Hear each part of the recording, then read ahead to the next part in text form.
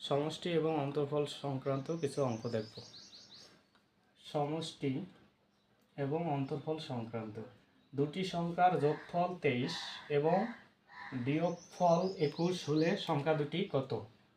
আমরা সংখ্যা দুটি নির্ণয় করব। একটা বড় হবে, একটা ছোট হবে। বড় একটা, ছোট একটা। এই যে সমষ্টি যেটা আছে, সমষ্টি মানে হচ্ছে যোগফল, আর হচ্ছে যে অন্তর্ফল হচ্ছে বিয়োগফল। অন্তর ভাগ 2। এখানেও হচ্ছে সমষ্টি বিয়োগ অন্তর ভাগ 2।